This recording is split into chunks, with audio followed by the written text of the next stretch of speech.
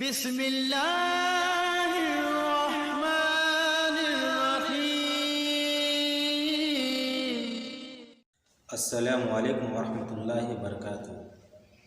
سامعین کرام، اللہ کے رسول صلی اللہ علیہ وسلم کی حدیث ہے اور وہ مسلم کی روایت ہے اور بخاری کے اندر بھی وہ روایت موجود ہے۔ اللہ کے نبی صلی اللہ علیہ وسلم نے نوجوان کو مخاطب کرتے ہوئے فرماتا ہے، یا معشر الشباب من استطاع منکم الباءۃ، اے نوجوانوں کی جماعتوں، تم میں سے جس کو شادی کرنے کی استطاعت ہے، تم میں سے جس کو باع کی طاقت ہے، اس انسان کو چاہیے کہ وہ شادی کر لے، فَلْيَتَزَوَّجْ، وہ شادی کر لے۔ اللہ کے نبی صلی اللہ علیہ وسلم نے نوجوان طبقہ کو مخاطب کرتے ہوئے فرمایا، کیوں؟ اس لیے کہ نوجوان اگر سماج کے اندر بگڑ جائے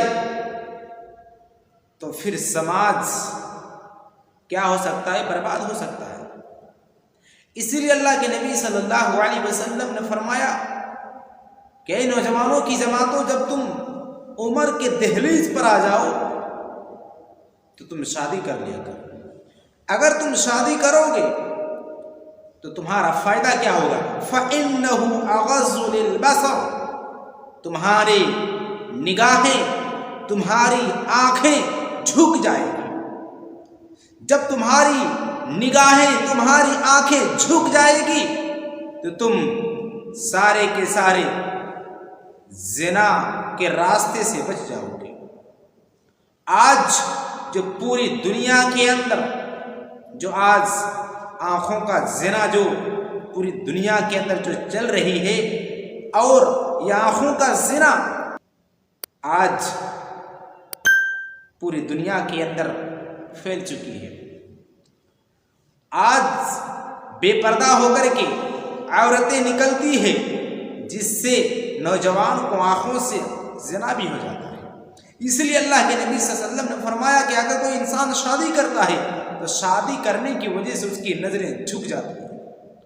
فَإِنَّهُ أَغَضُّ لِلْبَصَرِ وَأَحْسَنُ لِلْفَرْجِ، اور دوسرا فائدہ یہ ہوتا ہے شادی کرنے سے کہ اس انسان کی عزت برقرار رہتی ہے، اس کی عزت حفاظت ہو جاتی ہے، اس کی شرمگاہ زناکاری سے بچ جاتا ہے، اس کے شرمگاہ غلط جگہ جانے سے رک جاتا ہے۔ اسی لیے میرے پیارے ساتھیوں،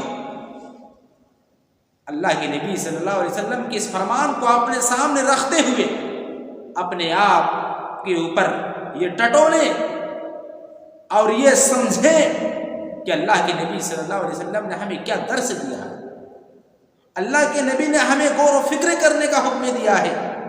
اس لیے ہر نوجوان کو میں کہتا ہوں کہ جب بھی جوانی کی دہلیز میں آ جائیں اور آپ کو گناہ کے قریب جانے کے لیے آپ کی خواہشات بڑھ رہی ہے، آپ کے جسم کی خواہشات دوسری لڑکیوں کی طرف جھک رہی ہے، دوسری لڑکیوں کی طرف لبھا رہی ہے، تو آپ ایسی حالت میں آپ شادی کا ایک مشن بنا لیں، یا شادی کو اپنا بچاؤ کے لیے ایک ذریعہ بنا لیں، کیونکہ اس سے انسان کی نجات ملتی ہے۔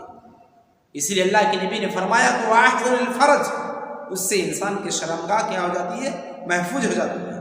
ہاں، لیکن جس انسان کو طاقت نہیں ہے وہ شادی نہیں کر پائے گا، اس کے پاس مال نہیں، اس کے پاس دولت نہیں ہے،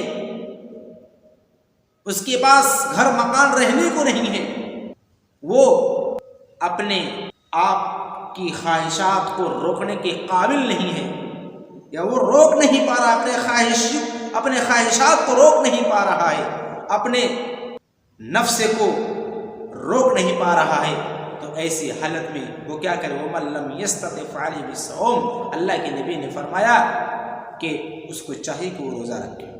اگر وہ انسان روزہ رکھے گا، وَمَن لَّمْ يَسْتَطِعْ فَعَلَيْهِ بِالصَّوْمِ، تو وہ انسان آٹومیٹک گناہوں سے بچ جائے گا، آٹومیٹک وہ زنا سے بچ جائے گا۔ میرے پیارے ساتھیوں، اس لیے ہمیں نبی صلی اللہ علیہ وسلم کا نسخہ اپنانا چاہیے، رسول اللہ صلی اللہ علیہ وسلم کی فرامین کے مطابق ہمیں عمل کرنا چاہیے تاکہ ہم زنا کاری جیسی عظیم گناہ سے ہم بچیں۔ آخر میں اللہ رب العالمین سے یہی دعا ہے کہ اللہ ہم تمام مسلمانوں کو شادی کرنے کی توفیق عنایت فرما، اور جو جس نوجوان کی طاقت نہ ہو اے اللہ انہیں طاقت قوت عطا فرما۔ وآخر دعوانا الحمد للہ رب العالمین۔ السلام علیکم ورحمۃ اللہ وبرکاتہ۔